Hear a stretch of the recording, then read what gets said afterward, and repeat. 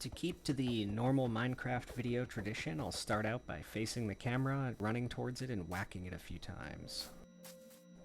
Get yourself some dirt, some stone, some, grass, whatever that you want to make your mountain out of.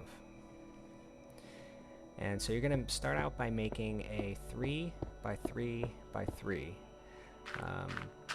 cube. It could be bigger than this, but for the sake of this video, we're doing it small. Honestly, you can have it like, something like the size of a whole chunk. So first, make sure that you have, you're in creative mode and that you have coordinates active in your world. And see these sunflowers here? They are always going to face north. So that's really important so that you know which coordinates you're supposed to be grabbing for this clone command that we're going to do. So if they're facing north, I like to get this bottom left coordinate. You have to break 2 blocks in order to get there. And then I grab the top right coordinate as well.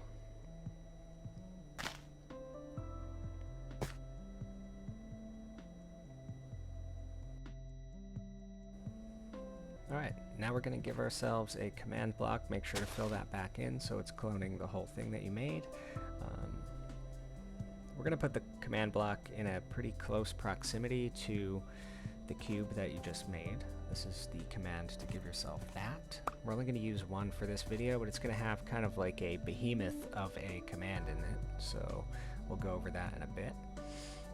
And so we're also going to be making an invisible box around this area to make sure that no matter how far away you are away from these, they're always going to load, so your mountain could be huge. So first of all, set the command block to repeat unconditional, meaning that it's not going to need any redstone to be firing off rapidly. And then you want it to be always active. And make sure to turn this off or just break the block altogether when you're done doing this, because every time somebody holds a specific item we'll get to in a minute, it's going to fire off. So you're going to want to grab a coordinate kind of down here, corner to corner, to make this big invisible box.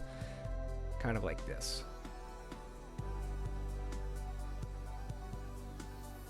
I use the stone as a reference, as a kind of a visual aid to show you what the invisible box is going to look like. So grab this coordinate and then the one at the opposite corner that we started with. And so you're going to do this command here to add a ticking area to make it load anywhere.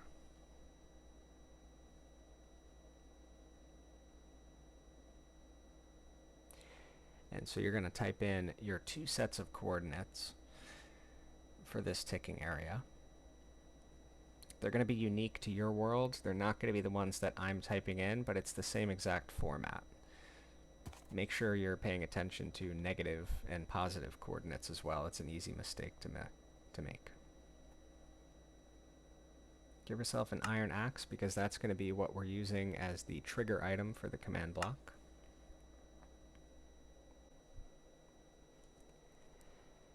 And so right now, I'm going to take a few seconds and relearn this command that messed everybody up in my old video, because the execute command completely changed. And it's now nighttime. It took a little bit. Remember, the coordinates that you're going to be putting in are unique to your world. It's going to be the bottom left and top right coordinate of your cube. So I'm going to copy and paste this in. Obviously, you're probably going to want to pause the video and make sure that you're writing this in exactly as it is here, with the correct curly brackets and spacing and everything with your set of coordinates. So we're executing as at all or at P, so at A or P.